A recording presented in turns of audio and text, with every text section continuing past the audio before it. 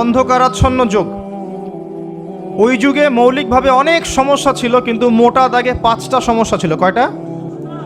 5টা। এখান থেকে আমি মেরাজের দিকে যাব ইনশাল্লাহ। 5টা মৌলিক সমস্যা ছিল। 5টা সমস্যার প্রথম হচ্ছে শিরক। ওই যুগের মানুষরা আল্লাহর সাথে শিরক করত। তারা মূর্তি পূজা করত, তারা মাধ্যম পূজা করত, তারা কবর পূজা করত, তারা মৃত ব্যক্তির পূজা করত, তারা প্রকৃতির পূজাও করত কোনো কোনো ক্ষেত্রে। আর অল্প কিছু মানুষ ছিল নাস্তিক, অল্প কিছু, খুব বেশি না। এই যে শিরকের এই সমস্যাটা এখনকার বিশ্বের মধ্যে নাই। আচ্ছা, দ্বিতীয় সমস্যা ছিল রিবা বা সুদ। তাদের ম্যাক্সিমাম মানুষ সুদ ভিত্তিক অর্থনীতির সাথে জড়িত ছিল। এই সমস্যাটা কি এখনকার বিশ্বে নাই? আছে। তৃতীয় সমস্যাটা ছিল এই, আপনাদের মোবাইল ফোনগুলো সাবধানে রাখবেন। এই পর্যন্ত যতগুলো মাহফিলে গিয়েছি, এখন দেখি খুব অবজেকশন আসে যে অ্যানাউন্স করতে বলা হয় যে অনেকের মোবাইল পাওয়া যায় না। তো মোবাইল ফোনগুলো একটু সাবধানে রাখবেন। এখানে আল্লাহ না করুক এমন মানুষও আসতে পারে যার উদ্দেশ্য ভালো না, তো এটা একটু খেয়াল রাখবেন। তো দ্বিতীয় সমস্যা ছিল রিবা, যেটা এখনকার বিশ্বের অন্যতম মৌলিক সমস্যা। আপনি যদি বিশ্বের অর্থনীতির দিকে তাকান, আপনি দেখবেন বিশ্বের পুরো অর্থনৈতিক সিস্টেমটা সুদভিত্তিক। কেউ এর বাইরে নয়, কেউই বাইরে নয়। আমরা এমন একটা যুগে বাস করছি যেখানে কেউ যদি সুদ থেকে বাইরে থাকতে চায়, যে আমি মোটেই খাবো না, একবারেই খাবো না, টোটালি খাবো না, তারপরেও তার গায়ের মধ্যে সুদের ছিটা ফোটা লাগবে। কথা বুঝতে পারছেন? এটা সেই যুগ। কিভাবে লাগবে সেটা সম্পর্কে জানার জন্যে রিবা কেন্দ্রিক যে বইগুলো আছে, আল্লামা তকি উসমানীর বই আছে, ইনশাল্লাহ আগামীতে এটার উপর বিস্তারিত আলোচনাও আসবে। এগুলো পড়েন এবং শোনেন, ইনশাল্লাহ কাজে দিবে। শুধু এতটুকু বলবো, যে খায়, যে দেয়, যে সাক্ষী থাকে এবং যে লিখে রাখে, উভয়কেই, এই 4 শ্রেণীর মানুষকেই নবী সাল্লাল্লাহু আলাইহি ওয়াসাল্লাম সমান অপরাধী বলেছেন। পুরো সিস্টেমটার মধ্যে এগুলো পড়ে যাবে। এমনকি যদি দেখেন আমি খাচ্ছি না, একটা ফ্ল্যাট বাসায় ভাড়া আছি, এই বাসা যে করেছে সে সুদের লোন নিয়ে করেছে, আমার ভাড়ার টাকা থেকে সে লোন শোধ করে, পরোক্ষভাবে আমিও সুদের সাথে জড়িত আছি। এটা সেই যুগ যেখানে আপনি বেঁচে থাকতে চাইলে পারবেন হয়তোবা, যদি আপনার তাকওয়া অনেক উঁচু লেভেলের হয়, কিন্তু ধুলিকণা আপনার গায়ে লাগবেই, আপনি বাঁচতে পারবেন না। তৃতীয় সমস্যা ছিল মাদক। আইয়ামে জাহিলিয়াতে তৃতীয় সমস্যা ছিল মাদক। এখনকার বিশ্বের দিকে আপনি তাকান, আপনি দেখবেন ম্যাক্সিমাম যুব সমাজ এই সমস্যায় নিপতিত আছে না? সেম সমস্যা। চতুর্থ সমস্যা ছিল নারীর অবমাননা। এটা সম্পর্কে বলার আমার কোনো প্রয়োজন নাই, যথেষ্ট বলেছি এই পর্যন্ত আমি। নারীকে যেভাবে আজকে আমরা পণ্যের ন্যায় ব্যবহার করছি, এটা আইয়ামে জাহিলিয়াতের সেই বন্যতাকেও হার মানিয়েছে। 5 নম্বর সমস্যা ছিল গোত্রীয় দ্বন্দ্ব, গোত্রীয় রক্তক্ষয়ী সংঘাত। এটা এখন বৈশ্বিক রূপ নিয়েছে। ধর্মের মধ্যে সংঘাত, পলিটিক্সের সংঘাত, বিশ্বের দেশগুলোর মধ্যে সংঘাত। এই যে এখন একটা নতুন সংঘাত চলছে, আল্লাহ জানে এটার মোড় কোন দিকে যাবে। যদিও এতটুকু মনে রাখবেন, বিশ্বের একটা শক্তি চায় যে বিশ্বে একটা পারমাণবিক যুদ্ধ হোক। তারা খুব করে চাচ্ছে যে বিশ্বে একটা পারমাণবিক যুদ্ধ হয়ে যাক। তাদের উদ্দেশ্য সফল হবে, বড় বড় পরাশক্তিরা একে অপরের সাথে মারামারি করে ধ্বংস হয়ে যাবে, প্রচুর মানুষ মারা যাবে, এবং তারা নতুন রুলিং স্টেট হিসেবে বিশ্বে আত্মপ্রকাশ করবে। একটা অংশটা চাচ্ছে, সেটা কারা আস্তে আস্তে বুঝতে পারবেন ইনশাআল্লাহ তাআলা। এই 5টা ছিল মৌলিক সমস্যা। এখন আপনি আপনার সমাজ এবং বিশ্বের দিকে তাকিয়ে দেখেন এই 5টা সমস্যা আছে কি নাই। আছে। এরকম একটা যুগে জন্ম নিয়েছেন প্রিয় নবী মুহাম্মদুর রাসূলুল্লাহ সাল্লাল্লাহু আলাইহি ওয়াসাল্লাম। এরকম সমাজে থেকেও তিনি কখনো পাপের ধার কাছেও যান নাই। বলেন সুবহানাল্লাহ। এরকম একটা সমাজে থেকেও যখন তিনি নবী হননি, তখনও পাপের ধার কাছেও তিনি যান নাই।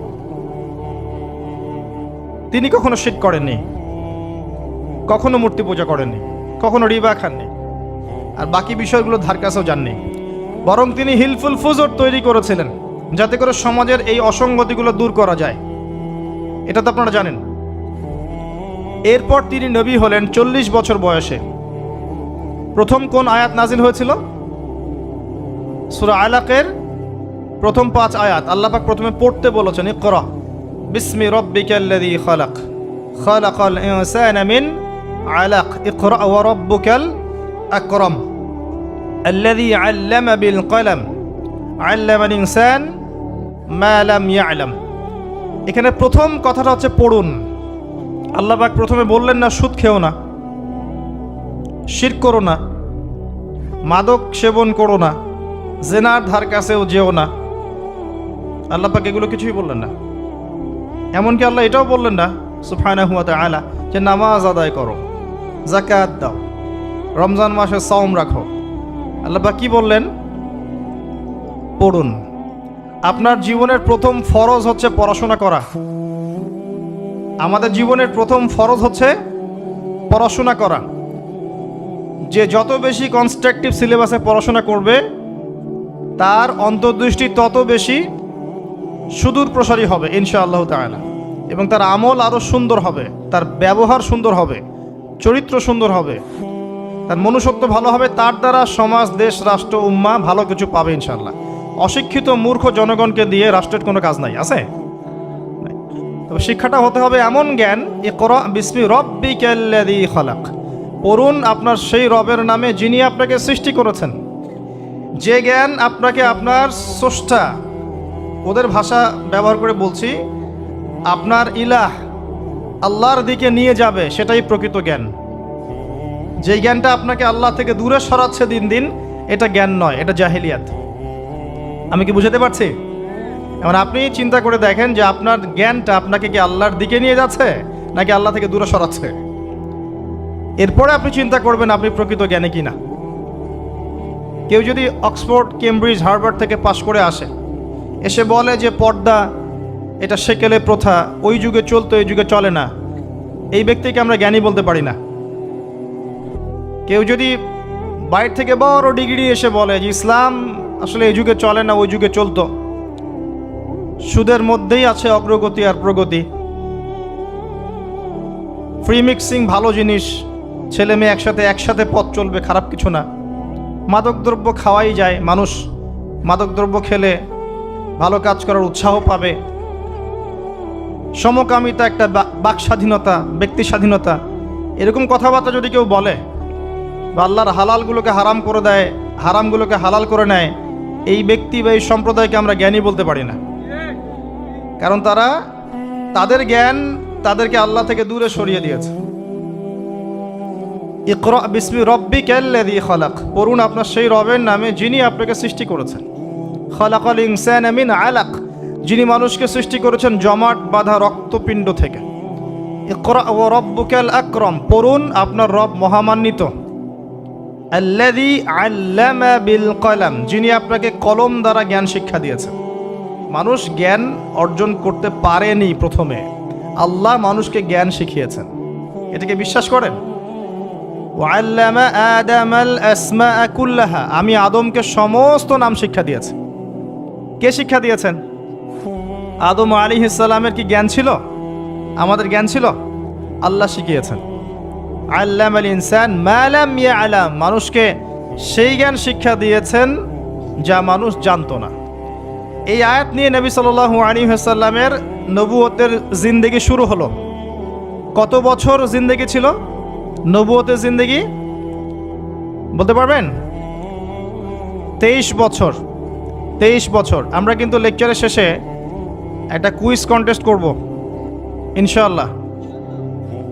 5টা থেকে 10টা প্রশ্ন করব ইনশাআল্লাহ। 10 জনকে আমরা পুরস্কৃত করব ইনশাআল্লাহ তাআলা। মনোযোগের সাথে লেকচার শুনবেন। এরপর নবী সাল্লাল্লাহু আলাইহি ওয়াসাল্লামের নবুয়তের জিন্দেগি শুরু হলো। 23 বছর। কত বছর?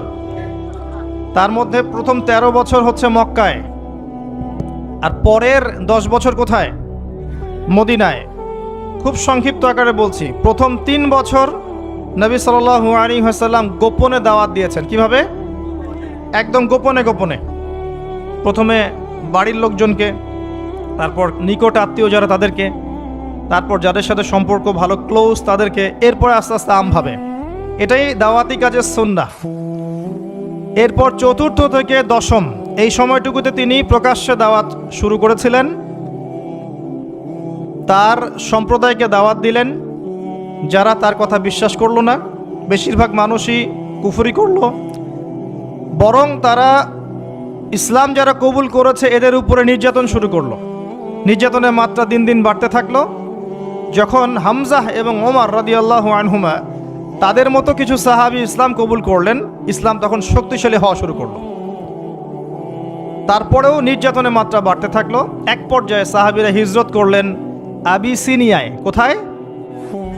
আবিসিনিয়ায়। প্রথম হিজরত মদিনায় হয়নি, প্রথম হিজরত আবিসিনিয়ায়। এটা হচ্ছে ইথিওপিয়ার পাশে, এখনকার মানচিত্রে ইরিত্রিয়া নামে একটা জায়গা আছে। দেখেছেন কখনো? বিশ্বের ম্যাপ দেখেছেন কখনো? বিসিএস কোচিং যারা করছেন তাদের তো জানার কথা। এই ইরিত্রিয়া ছিল সেই জায়গা যেখানে হিজরত করেছিলেন সাহাবীরা। সেখানে একজন বাদশাহ ছিলেন, তার নাম বাদশাহ নাজাশী। তিনি একজন খ্রিস্টান ছিলেন, কিন্তু ভালো খ্রিস্টান ছিলেন, সৎ। তিনি মুসলিমদেরকে আশ্রয় দিয়েছিলেন, চেষ্টা করেন তায়েফবাসীকে বোঝানোর জন্যে। তায়েফের লোকজন সাড়া দেয়নি, উল্টা নবী সাল্লাল্লাহু আলাইহি ওয়াসাল্লামকে রক্তাক্ত করেছিল। তিনি ফিরে আসেন মক্কায়। আবারও মক্কায় ফিরে আসার পরে অল্প দিনের ব্যবধানে, বেশি দিন না, মাত্র অল্প দিন, 3 দিন 7 দিন, কেউ বলেছে 3 মাস, এইটুকু ব্যবধানে প্রথমে চাচা আবু তালেব, তারপরে স্ত্রী খাদিজা রাদিয়াল্লাহু আনহা, তারা ইন্তেকাল করেন। এবং নবী সাল্লাল্লাহু আলাইহি ওয়াসাল্লামের এই শেষ আশ্রয়স্থল আবু তালেব, সেটাও শেষ হয়ে যায়। তার স্ত্রী খাদিজা রাদিয়াল্লাহু আনহা আল্লাহর কাছে চলে যান। এই সময়টাতে নবী সাল্লাল্লাহু আলাইহি ওয়াসাল্লাম প্রচণ্ড মানসিক কষ্টে ছিলেন। আল্লাহ পাক এইরকম একটা সময়ে মেরাজের ঘটনা ঘটিয়েছেন। বলেন সুবহানাল্লাহ। আল্লাহ রাব্বুল আলামিন তাকে পুরো মানসিক সমস্ত কষ্ট থেকে ফারেক করে আল্লাহ পাকে সমস্ত কুদরত দেখিয়েছেন মহাবিশ্বে নিয়ে গিয়ে। যদিও বা তার আগের 3 বছর সাহাবীদেরকে বয়কট করা হয়েছিল। 3 বছর গাছের ছাল পাতা খেয়ে সাহাবীরা থেকেছেন শিয়ারে আবু তালেব নামক জায়গায়। এরপর বয়কট তুলে নেওয়া হয়। তারপর এই আমুল হুজন আসে। এর পরের বছর ইয়াসরিব বা মদিনা থেকে 6 জন যুবক এসে ইসলাম কবুল করে। বলেন সুবহানাল্লাহ। তাদের নেতা ছিলেন আসআদ বিন জুরারাহ রাদিয়াল্লাহু আনহু। তিনি ফিরে যান মদিনায়। পরের বছর আবার 6 জনকে নিয়ে আসেন, টোটাল 12 জন। এই 12 জন মুসলিম হয়ে আবার মদিনায় ফিরে যান। এই 12 জনের সাথে আল্লাহর নবী সাল্লাল্লাহু আলাইহি ওয়াসাল্লাম একজন সাহাবীকে পাঠিয়ে দেন দায়ী হিসেবে। তার নাম মুসআব বিন উমাইর রাদিয়াল্লাহু আনহু। মুসআব বিন উমাইর রাদিয়াল্লাহু আনহু। প্রশ্ন কিন্তু আসবে, ভালো করে মনে রাখতে থাকেন। এরপরে মুসআব বিন উমাইর রাদিয়াল্লাহু আনহু এই 12 জন সাহাবীর সাথে যান মদিনায়। মদিনার আগের নাম ছিল ইয়াসরিব। কি নাম? ইয়াসরিব। এর পরের বছর মোট 75 জন, 73 জন পুরুষ আর 2 জন নারী, আওস এবং খাজরাজ গোত্রের, তারা আসেন। এসে নবী সাল্লাল্লাহু আলাইহি ওয়াসাল্লামের হাতে হাত রেখে বায়াত করেন। মহিলারা হাতে হাত রাখে নাই, পুরুষেরা হাতে হাত রেখেছিল। আমাদের নবীজি মহিলাদের হাতে কখনো হাত রেখে বায়াত করার নাই। এখন অনেক ভণ্ড পীর দেখা যায় মহিলাদের হাতে হাত রেখে বায়াত করাচ্ছে। মহিলারা হাত ধরে বায়াত করাতে হয়? মহিলারা মৌখিক বায়াত করবে। তো 75 জন সাহাবী এসে ইসলাম কবুল করে আবার চলে যান মদিনায়। এই যে 75 জন ইসলাম কবুল করলেন, মদিনার বিশাল একটা জনগোষ্ঠী, কিন্তু 75 জন কম নয়, কারণ ওইখানে জনসংখ্যা এত বেশি ছিল না। তারপরের বছর নবী সাল্লাল্লাহু আলাইহি ওয়াসাল্লাম নিজে এবং সাহাবীরা সবাইকে হিজরত করেন মদিনায়। কথা বুঝতে পারছেন? এই যে নতুন একটা রাষ্ট্রের জন্ম হলো। মক্কা থেকে সবাই এখন মদিনায়, মক্কায় ঘরবাড়ি ছেড়ে দিয়ে নিঃস্ব হাতে, খালি হাতে, আল্লাহর উপর তাওয়াক্কুল করে। ওখানে আনসারী সাহাবীরা তাদেরকে বরণ করে নিলেন। এমনভাবে বরণ করলেন যে কারো যদি 2টা জমি থাকে, একটা জমি দিয়ে দিয়েছেন, কারো 2টা বাড়ি থাকলে একটা বাড়ি দিয়ে দিয়েছেন। এমনভাবে বরণ করে নেন। নতুন রাষ্ট্র হলো। নবী সাল্লাল্লাহু আলাইহি ওয়াসাল্লাম সেখানে মদিনা সনদ করলেন। ওখানকার ইহুদিদের সাথে চুক্তি হলো, ওখানকার জনগণের সাথে চুক্তি হলো এবং আমরা শান্তিপূর্ণ একটা রাষ্ট্র পেলাম। এরপর নবী সাল্লাল্লাহু আলাইহি ওয়াসাল্লাম সেখানে অর্থনীতি সমৃদ্ধ করতে লাগলেন, সামরিক বাহিনী সমৃদ্ধ করতে লাগলেন, অস্ত্রশস্ত্র সব কিছু হতে লাগলো, একটা রাষ্ট্রের যা যা প্রয়োজন সব কিছু সেখানে হতে লাগলো। এক পর্যায়ে আবু সুফিয়ানের বাণিজ্যিক কাফেলাকে আক্রমণকে কেন্দ্র করে বদরের যুদ্ধ হয়ে গেল। আর এই বদরের যুদ্ধে আমরা অল্প সংখ্যক সৈন্য নিয়ে বড় বাহিনীর বিরুদ্ধে জয়লাভ করলাম, ইসলামের ইতিহাসে প্রথম সশস্ত্র যুদ্ধ। কথা বুঝতে পারছেন? এর পরের বছর হলো উহুদ, যে যুদ্ধে আমরা প্রায় জিতে গিয়েছিলাম, আমাদের একটা ভুলের কারণে সাময়িক বিপর্যয়ের সম্মুখীন হলাম। আমরা উহুদের সাময়িক বিপর্যয়ের সম্মুখীন হলাম, 70 জন সাহাবী শহীদ হয়ে গেল। আমাদের নবীজি স্বয়ং নিজেও সেই যুদ্ধে মার খেয়েছেন একটা ভুলের কারণে। সেখান থেকে নামবে না, সাহাবীরা কয়েকজন নেমে এসেছিলেন, ব্যাস পুরো দেখবেন, সব বলে দেব না। এর পরের বছর খন্দকের যুদ্ধে 3-4 মাস অবরোধ করে রাখা হয় মদিনাকে। শেষমেশ তারা কিছুই লাভ করতে পারলো না, ফিরে চলে গেল।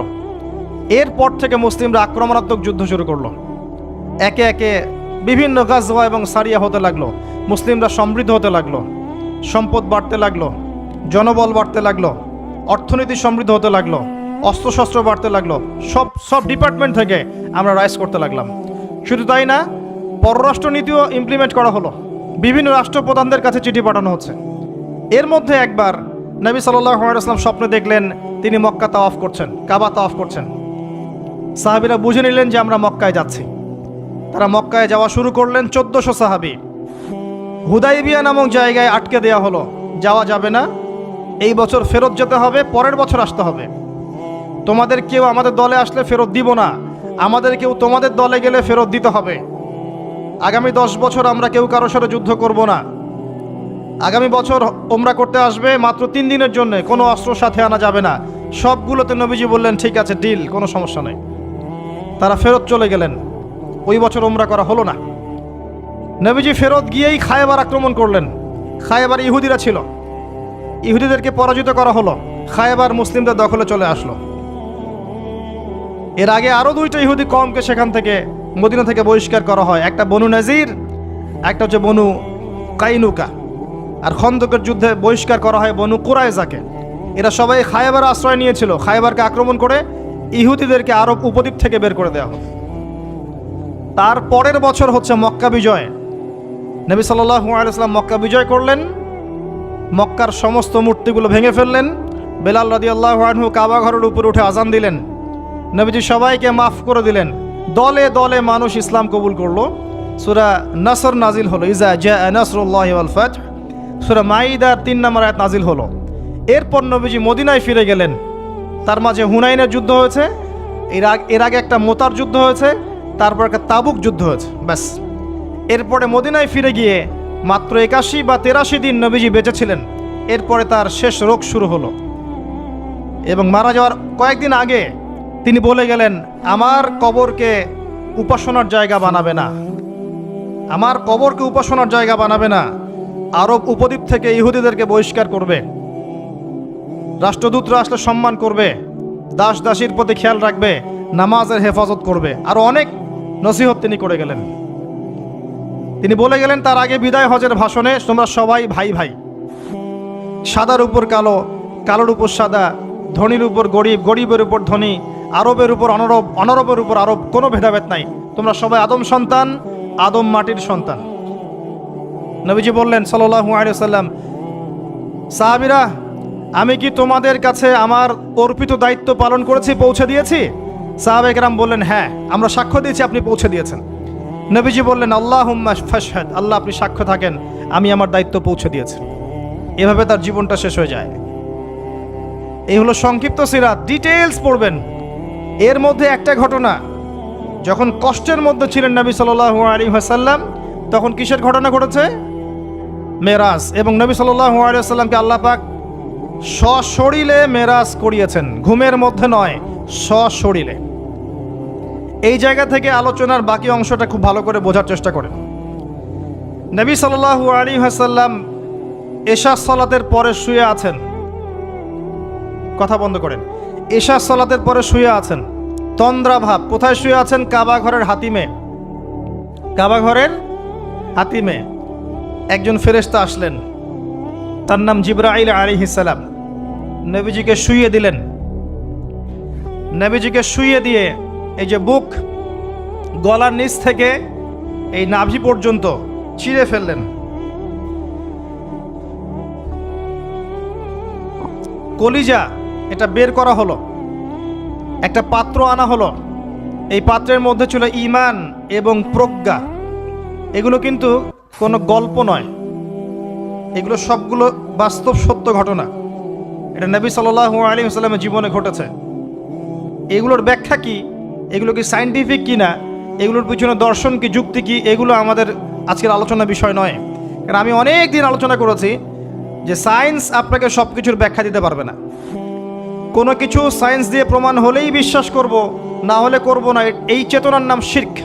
এটা আধুনিক যুগের শিক্ষা শিরক।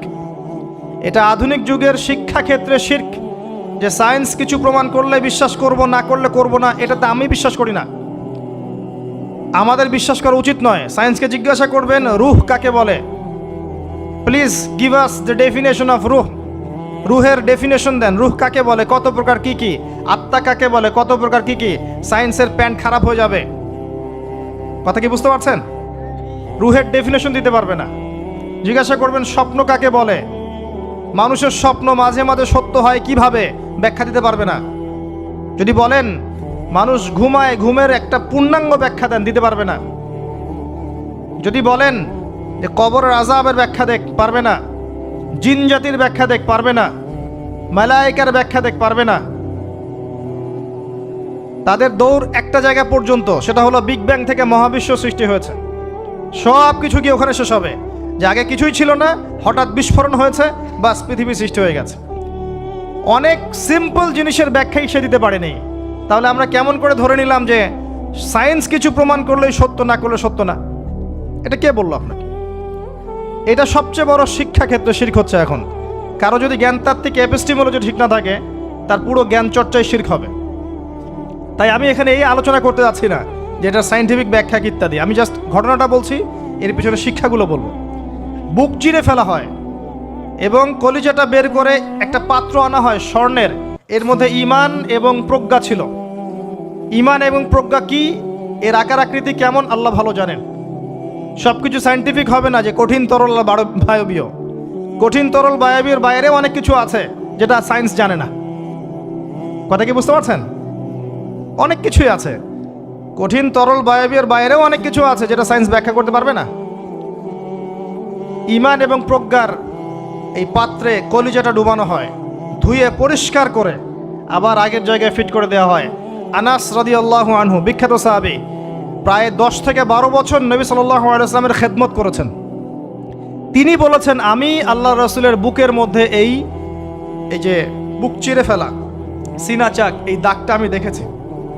বুকের মধ্যে দাগ ছিল। এরপর নবী সাল্লাল্লাহু আলাইহি ওয়াসাল্লামের সামনে একটা বাহনকে আনা হয়। এই বাহনের নাম হচ্ছে বোরাক। কি নাম? গাধার চেয়ে একটু বড়, খচ্চরের চেয়ে একটু ছোট। এর নাম হচ্ছে বোরাক। এই বোরাকে নবী সাল্লাল্লাহু আলাইহি ওয়াসাল্লামকে উঠতে বলা হয়। তিনি উঠতে গেলে বোরাক একটু পার্ট নিয়েছে, ভাব নিয়েছিল আর কি। ভাব নেওয়া বোঝেন?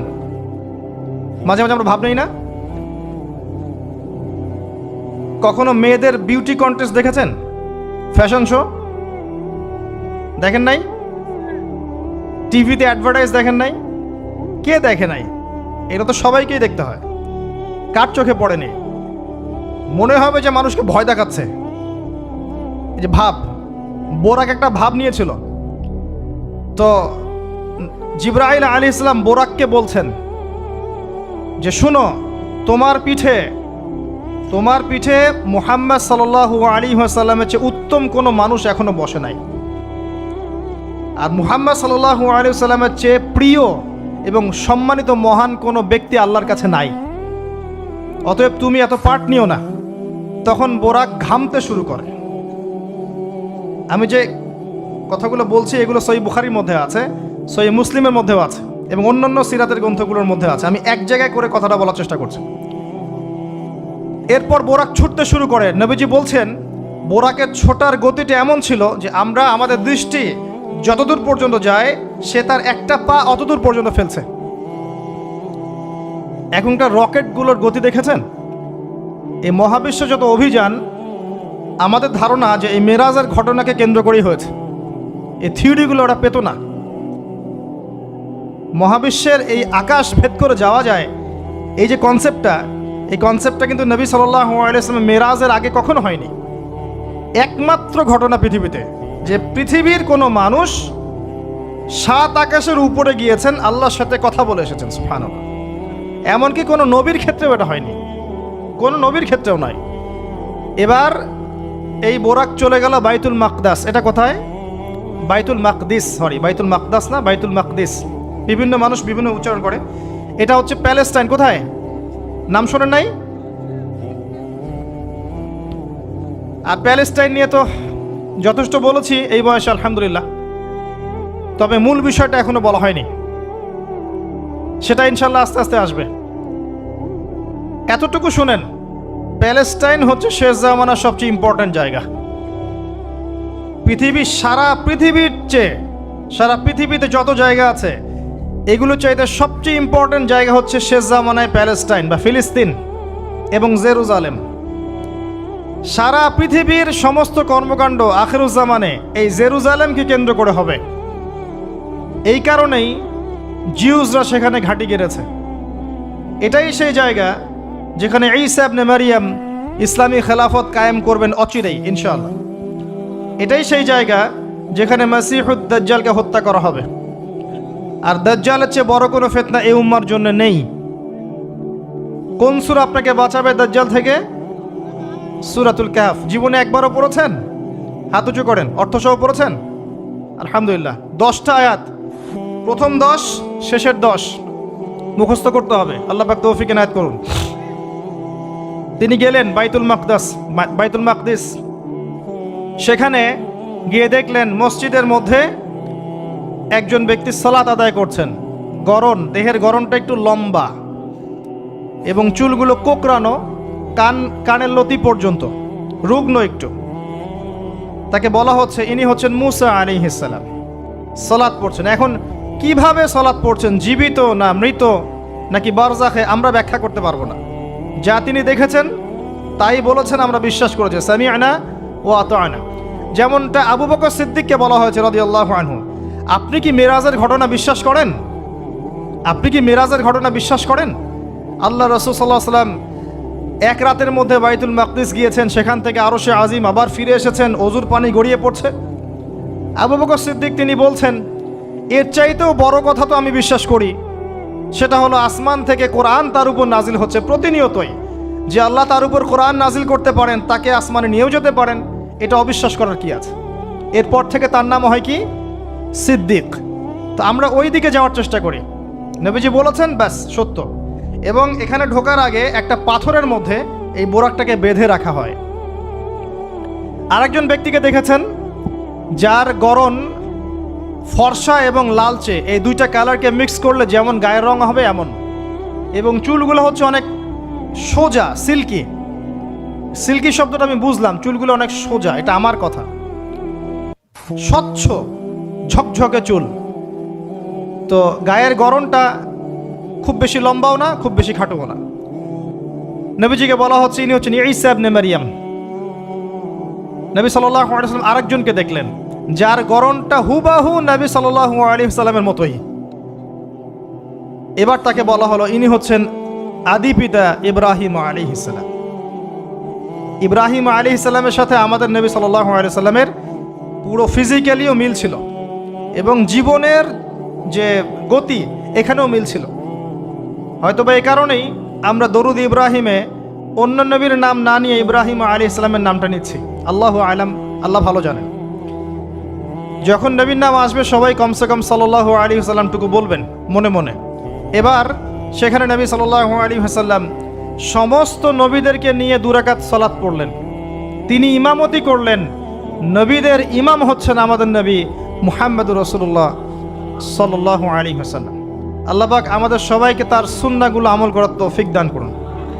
আমাদের প্রতিটা কাজ যেন তার সুন্নাহ মতো হয়, আল্লাহ পাক সে তৌফিক এনায়েত করুন। এরপর নবী সাল্লাল্লাহু আলাইহি ওয়াসাল্লামকে নিয়ে যাওয়া হচ্ছে আকাশে। প্রথম আকাশের দরজা আছে, এখন নাসা যদি আবিষ্কার করতে ব্যর্থ হয়, আমাদের কিছু করার নাই, আকাশের দরজা আছে। ওরা যদি বলে জান্নাত জাহান্নামের ব্যাখ্যা কি, জান্নাত জাহান্নাম তো সায়েন্স প্রমাণ করতে পারছে না, তাহলে এগুলোর কি ব্যাখ্যা? আমরা বলবো এটা সায়েন্সের ব্যর্থতা, জান্নাত জাহান্নামের অস্তিত্বের ব্যর্থতা নয়, এটা সায়েন্সের ব্যর্থতা। আছে, খুঁজতে থাকেন, একদিন পাবেন ইনশাআল্লাহ। তবে পাওয়ার আগে যে কিয়ামত হয়ে যাবে এটা নিশ্চিত, পাওয়ার আগে কিয়ামতই হয়ে যাবে। আমরা কারেন্ট অ্যাফেয়ার্সে দেখেছিলাম কয়েকদিন আগে একটা গ্রহের সন্ধান পাওয়া গেছে। এই গ্রহটা ডায়মন্ড দিয়ে তৈরি, হীরার। এখন বিশ্ববাসী বিশ্বাস করছে হ্যাঁ হীরার গ্রহ আছে। কথা বুঝতে পারছেন? আল্লাহ পাক কোরআনে বলেছেন জান্নাতের মাটি হবে সোনার, আছে না, সোনার, মতির, জহরতের। তো যদি কখনো দেখবেন সায়েন্স বলে যে হ্যাঁ এমন একটা গ্রহ পাওয়া গেছে পৃথিবী থেকে কয়েক কোটি আলোকবর্ষ দূরে, গ্রহের নাম হচ্ছে JNAXYZ.000 অমুক, এদের নামগুলো এমন ভয়ঙ্কর হয় আর কি, তখন দেখবেন বিশ্বের মানুষ বিশ্বাস করছে। করবে না বিশ্বাস? নিশ্চিত বিশ্বাস করবে। আমাদের পুরো চিন্তাটাই এখন এমন, সায়েন্স বললে হ্যাঁ আমি হ্যাঁ, ও যদি বলে না আমি না। 20 সেকেন্ড হাত দাও, 20 সেকেন্ডই। মাস্ক না পরলে যাবে না, ভাইরাস যাবেই না, পড়তেই হবে। 3 ফিট দূরে দাঁড়াও, 4 ফিট দূরে দাঁড়াও, ও যা বলবে তাই। এটা শিরক। মসজিদের মধ্যে আমরা বানরের মতো নামাজ পড়ছি, জাস্ট লাইক ডঙ্কিস, 4 ফিট দূরে দূরে এক একজন। সুবহানাল্লাহ, মাঝখানে কি শয়তানের জন্য? বাকি সবখানে এক জায়গায় একত্রিত হওয়া যাচ্ছে। মসজিদে গেলে হাজারটা রেস্ট্রিকশন, কি সমস্যা? সমস্যা কোথায়? চেহারা ঢেকে নামাজ হয় মসজিদে? বড় বড় ওলামায়ে কেরামদের কাছে ফতোয়া নেন। একটা বিশ্বাস, একটা ভয়, একটা আতঙ্ক। আর কিছু কিছু মিডিয়ার কাজ হচ্ছে মানুষকে আতঙ্কিত করা। আজকে কয়টা মরলো, আজকে কয়টা আক্রান্ত হলো, আজকে কয়টা কি হলো। মানুষের সাইকোলজিক্যালি এমন, মানে মাইন্ডসেটটা তৈরি করা হচ্ছে এমন যে ভয়, আতঙ্ক। কেন ভাই, মরবেন না কখনো? সতর্ক থাকার নাম কি এরকম করা? সারা বিশ্বের মানুষকে ভয় দেখিয়ে আতঙ্কিত করে ফেলা হচ্ছে। আর ওইদিকে দেখেন যাদের যুদ্ধ করার যুদ্ধ করছে, যাদের যা কিছু করার তাই করছে। সারা ওয়ার্ল্ড অ্যাফেয়ার্স কি থেমে আছে? মানুষের দৃষ্টিভঙ্গিকে একদিকে ফোকাস করিয়ে দেয়। আমরা বলছি না যে ভাইরাসের অস্তিত্ব নাই, কিন্তু আল্লাহর চেয়ে বেশি ভয় তাকে করতে হবে কেন? বিগত 1 বছরে যতগুলা মানুষের সাথে আমি মোসাফা করেছি, এতদিনে আমার কবরে থাকার কথা ছিল, যদি সায়েন্স সত্য হয়। কথা কি বুঝতে পারছেন না? এখন আপনি আমাকে ব্যাখ্যা দেন যে আমার কেন হয় নাই, ব্যাখ্যা দেন। কি ব্যাখ্যা দিবেন আপনি আমাকে? প্রতিটা দিন ইভেন এই মাহফিলের সিজনে প্রতিটা দিন মিনিমাম 100-200 মানুষের সাথে আমি মোসাফা করেছি, এবং সবাই এটা সাক্ষী। একটা দিন আমার জ্বর আসে নাই, এর কি ব্যাখ্যা দিবেন? সায়েন্স যদি এটাই বলে যে মোসাফা করলেই ভাইরাস হবে, মোসাফা করলেই ভাইরাস হবে, তাহলে আমার হইল না কেন? এর ব্যাখ্যা দেন। কোনো ব্যাখ্যা নাই। এরপরেও আল্লাহ বিশ্বাস করবে না, এরপরেও আল্লাহ বিশ্বাস করবে না। জামজাম কূপের পানির ব্যাখ্যা দেন, কিভাবে এত পানি চলছে, শেষ হচ্ছে না কেন? আমাদের চিন্তা ভাবনা চেঞ্জ করেন। ও যা বলবে তার 100% সত্যি হতে হবে এমন নয় বিষয়টা। এর উপরে আল্লাহ পাকের জ্ঞান আছে, আল্লাহর হুকুম চলে, আল্লাহর হুকুমই সবকিছু। এর বাইরে মানুষ প্রোটেকশন নিবে, সুস্থ থাকবে, সে তার মেডিকেল রুটিনগুলো ঠিকঠাক মতো চলবে, ঠিক আছে, কিন্তু এত বেশি কেন মাথায় নিতে হবে যে আল্লাহকেই মানুষ ভুলে যাচ্ছে? সব কিছুর ঊর্ধ্বে মনে হয় যে বস্তুবাদিতে আল্লাহ অনেক পরের। আল্লাহ ব্যাপারটা কেন এমন কেন হলো? আমরা দিন দিন আমাদের সাইকোলজি এমন জায়গায় নিয়ে যাচ্ছি যে চিন্তা ক্ষেত্রে আমরা বুদ্ধিবৃত্তিকভাবে শিরক করছি। আল্লাহ পাক বোঝার তৌফিক দান করুন, আমিন। আসেন, কোন জায়গায় ছিলাম? প্রথম আকাশ, আকাশের দরজা আছে, নক করা হচ্ছে। আরেকটা কথা বলি, এই পুরো মহাবিশ্বে যতদূর পর্যন্ত আলোচনা হয়েছে এগুলো প্রথম আকাশের অন্তর্ভুক্ত, এরপরে দ্বিতীয় আকাশ। কথা কি বুঝতে পারছেন? এই সব কিছু প্রথম আকাশের মধ্যেই, এত গ্যালাক্সিস, এত গ্রহ, এত নক্ষত্র সবকিছু। ওই দিক থেকে আওয়াজ আসছে যে কে আপনারা, কে? জিবরাইল আলাইহিস সালাম বলছেন আমি জিবরিল। ওই দিকের প্রহরী বলছেন, আপনাকে কি পাঠানো হয়েছিল? জিবরিল আমিন বলছেন, হ্যাঁ আমাকে পাঠানো হয়েছে।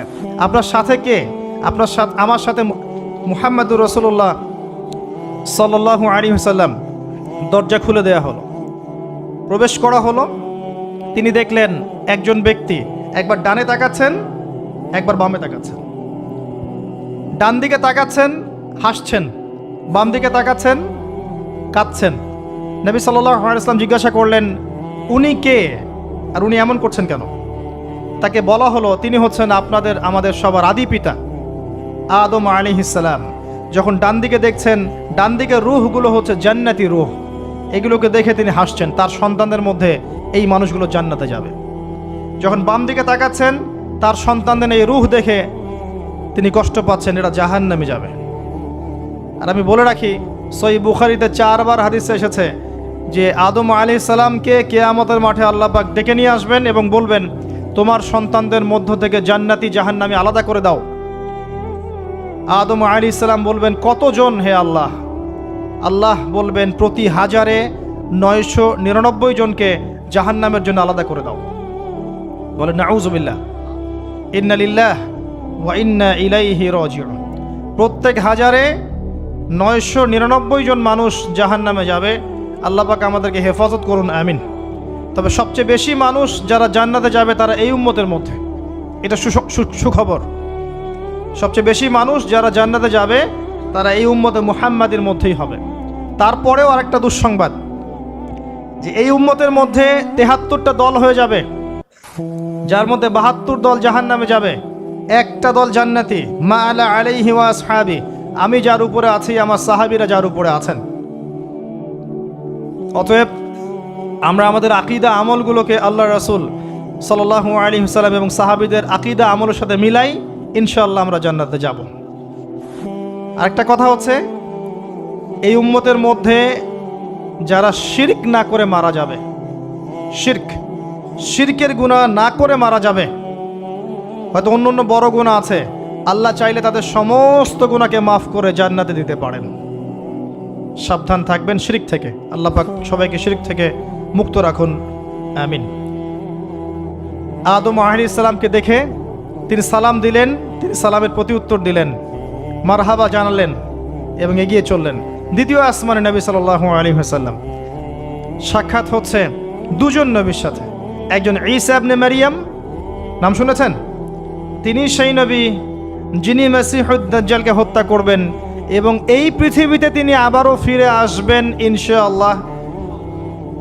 ন্যাটো ওকে ঠেকাতে পারবে না, জিউসরা তাকে ঠেকাতে পারবে না, ইসলামের অন্যান্য যে বিরোধী শক্তি তারা তাকে ঠেকাতে পারবে না।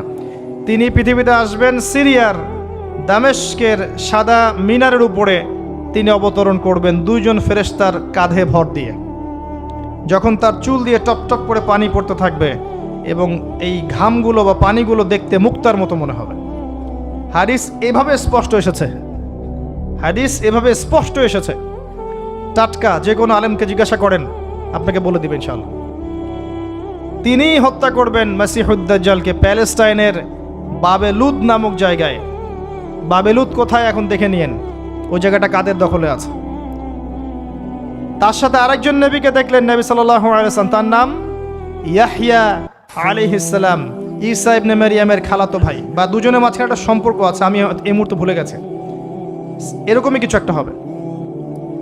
ইয়াহইয়া আলাইহিস সালাম সেই নবী যার নাম আল্লাহ পাক নিজে রেখেছেন, সুবহানাল্লাহ। তিনি সাইয়্যেদ ছিলেন, নেতা ছিলেন, নবী ছিলেন। একইভাবে সালাম বিনিময় হলো, নবীজি এগিয়ে চললেন সাল্লাল্লাহু আলাইহি ওয়াসাল্লাম। তৃতীয় আকাশে তিনি দেখলেন আরেকজন নবী, তাকে বলা হলো তিনি হচ্ছেন ইউসুফ আলাইহিস সালাম, যাকে পুরো পৃথিবীর অর্ধেক সৌন্দর্য দেওয়া হয়েছে। আর আপনারা জানেন সূরা ইউসুফ একটা সূরাই আছে, আর এই সূরা ইউসুফ জুলাইখার প্রেম কাহিনী নয়, বরং এই সূরা হচ্ছে ইউসুফ আলাইহিস সালামের সাথে তার পিতা ইয়াকুব আলাইহিস সালামের প্রেম কাহিনী। ভালো করে পড়ে দেখবেন। কিভাবে বললাম? ছেলের শোকে কাতর হয়ে বাবা কাঁদতে কাঁদতে অন্ধ হয়ে গেছেন। আপনার গার্লফ্রেন্ড কি আপনার জন্য অন্ধ হয়েছে? যখন ইউসুফ আলাইহিস সালাম একটা রুমাল পাঠালেন, মনে আছে, তার বাবার চোখে দেওয়ার জন্যে, দূর থেকে যোজন যোজন দূর থেকে তার পিতা বলছেন, আমি ইউসুফের গন্ধ পাচ্ছি। বাবা আর ছেলের এমন প্রেম কাহিনী আপনি কোথাও পাবেন না। এটা সূরা ইউসুফ, পড়ে দেখেন।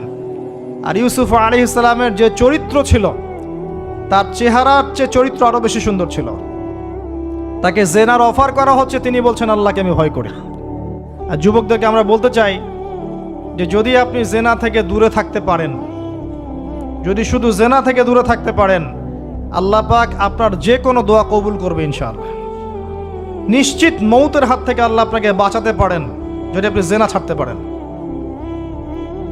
জেনা মানে শুধু ফিজিক্যাল রিলেশন নয়, জেনা মানে রাতের বেলা জেগে কথা বলাও, অনলাইনে চ্যাটিং করাও, আপনার বান্ধবীর সাথে কফি খাওয়াও, সব কিছুই জেনার অন্তর্ভুক্ত। এগুলো ছাড়তে পারলে আল্লাহ পাক আপনার দোয়া কবুল করবেন। ওইভাবে যে 3 জন ব্যক্তি গুহায় আটকা পড়েছিল, মনে আছে?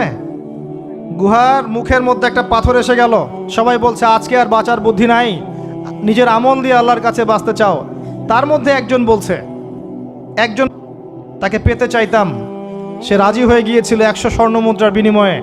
আমি বসেছি এই খারাপ কাজ করতে তার রানের মাঝখানে, সে ওই সময় বলেছে তুমি আল্লাহকে ভয় করো। আমি মুদ্রাও দিয়ে দিয়েছি, ওখান থেকে আমি জেনা না করে চলে আসছি। আল্লাহ, এই কাজ যদি তোমার পছন্দ হয়ে থাকে, আজকে এই মৃত্যুর হাত থেকে আমাকে বাঁচাও। ওই পাথর সরে গেল। এটা দলিল দিলাম, জেনা ছাড়তে পারলে আপনার দোয়া, যে কোনো দোয়া আল্লাহ কবুল করবে ইনশাআল্লাহ। শুধু তাই নয়, আরশে আজিম আল্লাহ পাকের সবচেয়ে বড় সৃষ্টি, এর নিচে আল্লাহ পাক 7 শ্রেণীর মানুষকে ছায়া দিবেন। তার মধ্যে এক শ্রেণী হচ্ছে সেই যুবক যাকে কোনো সুন্দরী নারী আহ্বান করেছে খারাপ কাজ করার জন্যে, উচ্চ বংশের, সে বলেছে আমি আল্লাহকে ভয় করি। পারবেন ইউসুফের মতো হতে? আল্লাহ পাক তৌফিক ইনায়াত করুন, আমিন। আপনি জেনা থেকে দূরে থাকেন, আল্লাহ পাক আপনার ঘরে খাদিজা রাদিয়াল্লাহু আনহার মতো মেয়ে দিবেন ইনশাআল্লাহ। আপনি 10টা ঘাটের পানি খেয়ে আসবেন, দেখবেন এমন বউ আল্লাহ কপালে জুটাইছে, সে মাশাআল্লাহ 20 ঘাটের পানি খাওয়া। হ্যাঁ, কিফাউন কিরাম, আল্লাহ পাক একদম দুনিয়াতে ইকুয়ালি ডিল করেন, ইকুয়ালি ডিল করেন। আল্লাহ পাক আপনাদের প্রত্যেকের পারিবারিক জীবনটা সুখী করুন, দোয়া করি, আমিন। ইউসুফ আলাইহিস সালাম তারপরে এগিয়ে চললেন, আর প্রত্যেক আকাশেই মারহাবা মুসাফা হচ্ছে এবং সালাম হচ্ছে। 4র্থ আকাশে নবী সাল্লাল্লাহু আলাইহি ওয়াসাল্লাম দেখছেন ইদ্রিস আলাইহিস সালাম। ইদ্রিস আলাইহিস সালামের কথা সূরা মারিয়ামের মধ্যেও আছে, পড়ে দেখবেন। সালাম বিনিময় হলো, নবীজি এগিয়ে চললেন। 5ম আকাশে তিনি দেখছেন হারুন আলাইহিস সালাম। কার ভাই? মূসা আলাইহিস সালামের ভাই। তিনি কিন্তু মূসা আলাইহিস সালামের সাথে ফেরাউনের সামনে গিয়ে দাওয়াত দিয়েছেন, মনে আছে? আরেকটা কথা বলি, কোরআনে দাড়ির দলিল আছে? দাড়ি বলবেন নাই। কোরআনে কোথায় দাড়ির দলিল আছে বলেন তো দেখি, কে বলতে পারবেন? কঠিন প্রশ্ন। 500 টাকা পুরস্কার দেব আমার পক্ষ থেকে, জান। যদিও 500 কোনো টাকাই না, টাকার মান দিন দিন কমছে। কোন সূরায় দাড়ির কথা আছে কে বলতে পারবেন? আলেম ওলামা বাদ, তারা তো পারবেন। আমরা সিভিলিয়ানদের জিজ্ঞাসা করছি, সাধারণ জনগণকে। কে পারবেন বলেন? কোন সূরায় দাড়ির কথা আছে? দাড়ি কোরআনে একটা জায়গায় দাড়ির কথা আছে, কে বলতে পারবেন? দেখছেন, আল কোরআনের আলো ঘরে ঘরে যা আলো, তাই না? স্লোগান দিয়ে কাজ হবে না ভাই, প্রত্যেক ঘরে ঘরে কোরআনওয়ালা মানুষ তৈরি করতে হবে, তারপরে আলো অটোমেটিক ঘরে ঘরে জ্বলবে ইনশাআল্লাহ। আচ্ছা যাক, আমার টাকা বেঁচে গেল। সূরা তহায় আছে। কোথায় আছে? সূরা তহার মধ্যে আছে। একটা জায়গায় দাড়ির কথা আছে, সেটা হচ্ছে হারুন আলাইহিস সালামের দাড়ি। কার দাড়ি? হারুন আলাইহিস সালামের দাড়ি।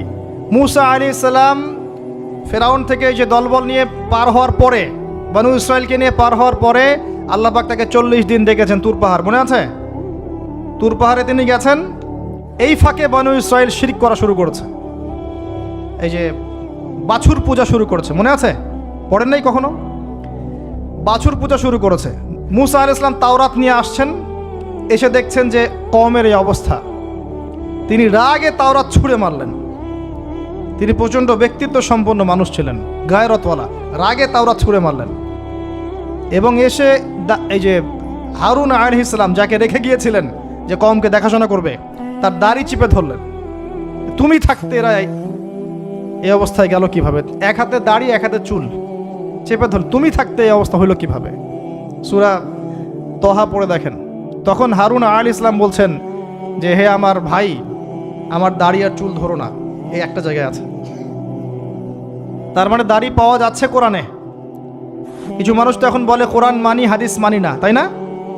ওই অজুহাত দিয়ে এখন দাড়ি রাখে না, বলে কোরআনে তো দাড়ির কথা নাই, রাখবো কেন? সুবহানাল্লাহ।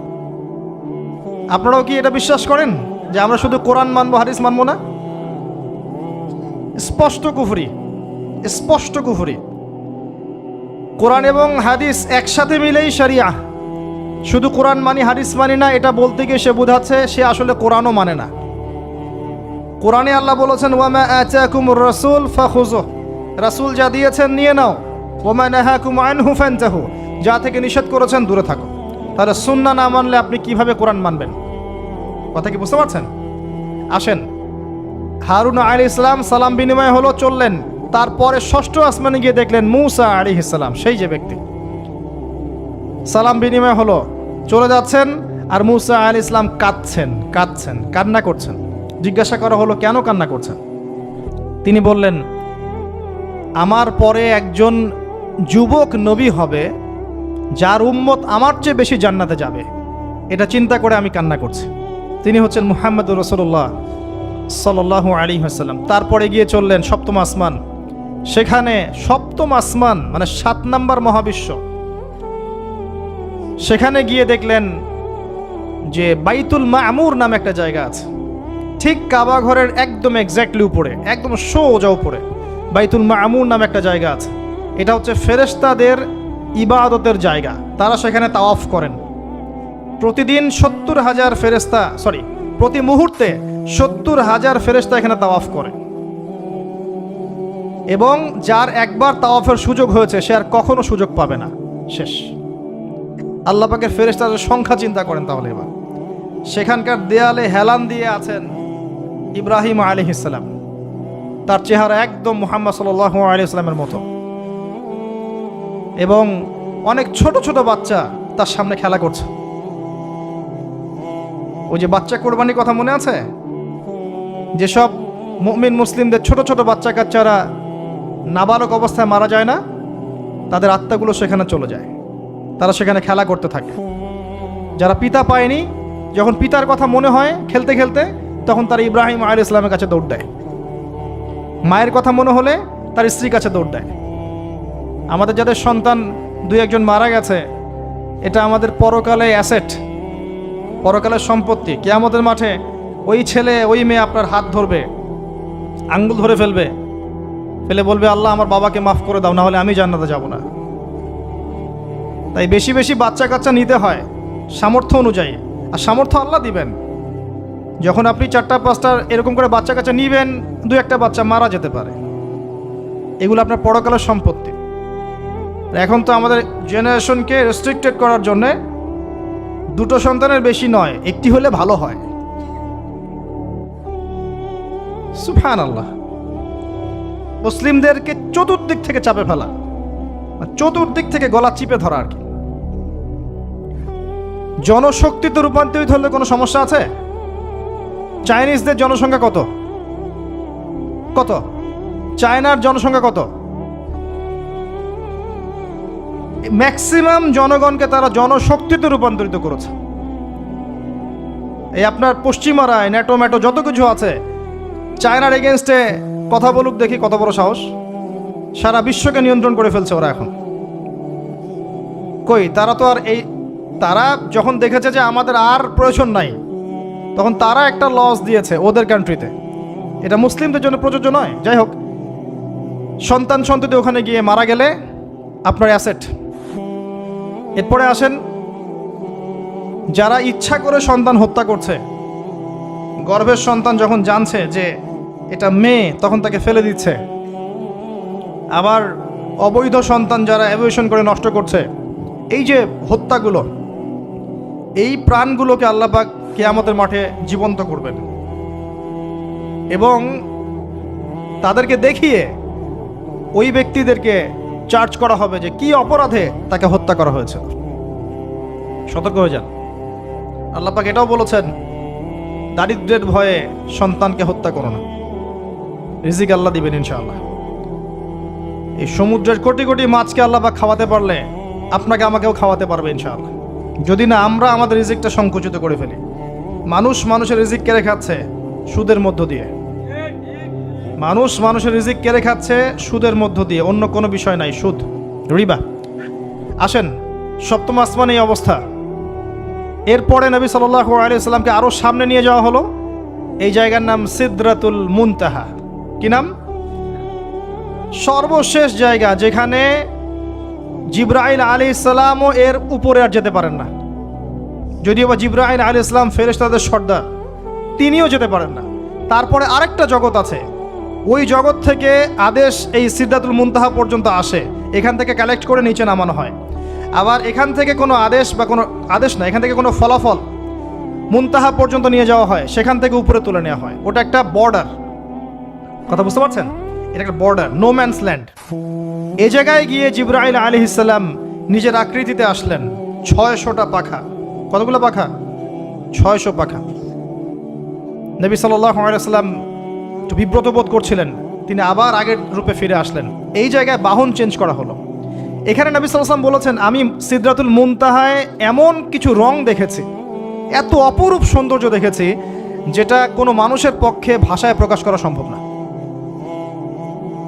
এটা শেষ সীমানা, এবং এটা একটা বড়াই গাছের মতো দেখতে, সরি বড়ই গাছ, বড়াই গাছ না, আসলে বড়ই গাছের, কুল গাছের মতো দেখতে।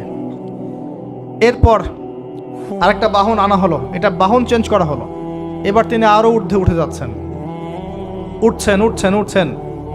একটা পর্যায়ে ওই জগতে যে ফেরেশতারা আছেন, যারা আল্লাহ পাকের আদেশ লিখছেন, ওই আদেশগুলো লিখার যে কলমের খসখস শব্দ, এটা নবীজি শুনতে পারলেন। সুবহানাল্লাহ। নূরের পর্দার কাছাকাছি তাকে নিয়ে যাওয়া হলো, একদম আল্লাহ পাকের কাছাকাছি, আরো সে আজিমের কাছাকাছি।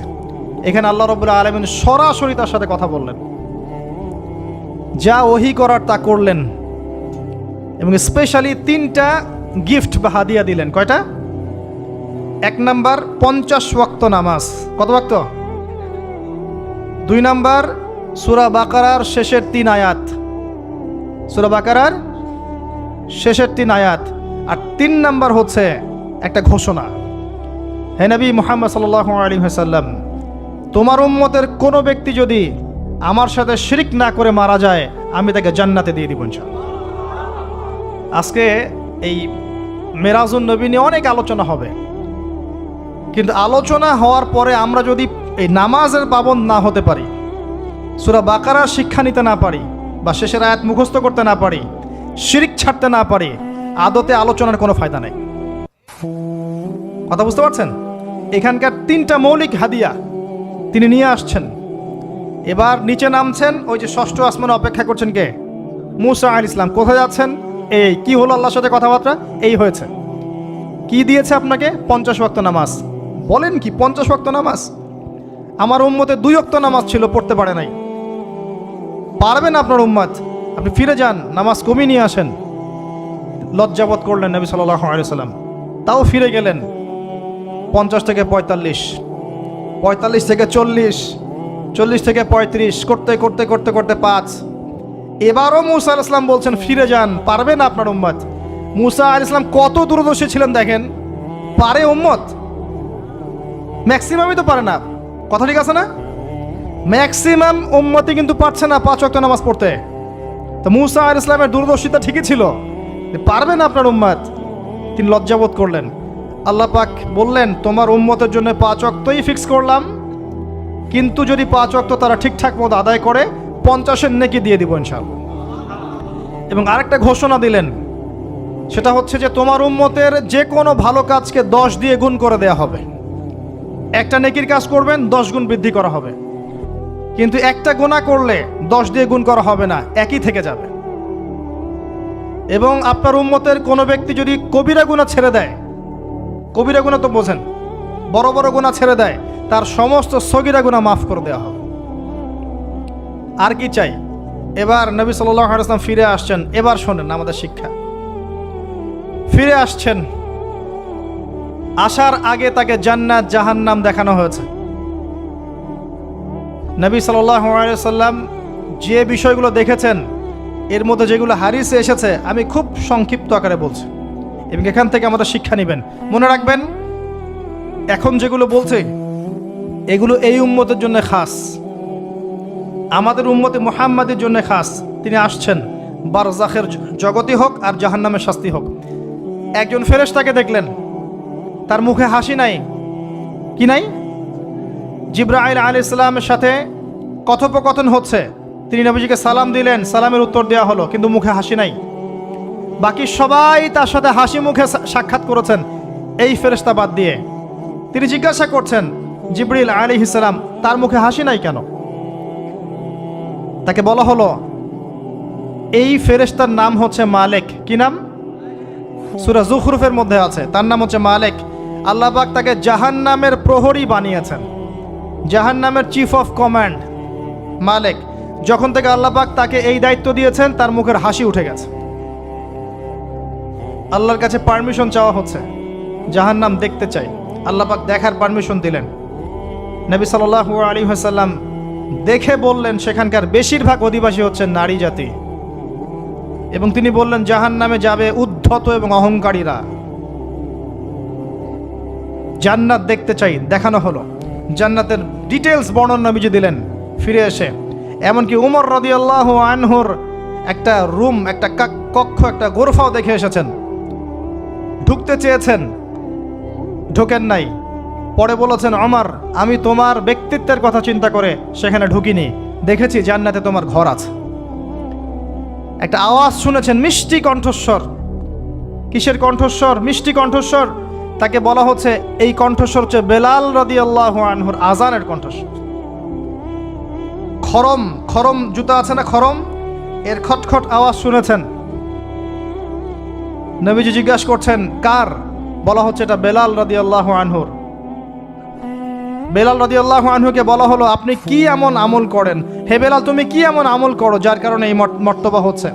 যখনই জান্নাতে যাই আমাকে দেখানো হয়, দেখি তুমি, তোমার পায়ের পদধ্বনি সামনে সামনে আছে। তখন বললেন, ইয়া রাসূলুল্লাহ, আমি তো আসলে এক্সট্রাঅর্ডিনারি কোনো আমল করি না, কিন্তু আপনারা যা করেন তাই করি। কিন্তু যখনই আমি ওযু করি, আমার ওযু ছুটে গেলে আমি ওযু করি, আর ওযু করেই আমি 2 রাকাত নফল সালাত পড়ি, তাহিয়াতুল ওযু। এতটুকু কাজ করি। নবীজি বলেন, এটাই সেই কাজ যার কারণে তোমাকে জান্নাতের এই মর্তবা দেওয়া হয়েছে। নবীজি আসছেন, দেখানো হচ্ছে। এবার শোনেন, দেখানো হচ্ছে একদল মানুষ যাদের আঙ্গুলগুলো লম্বা লম্বা, তামার তামার লম্বা নখর। নখর বোঝেন? নখর।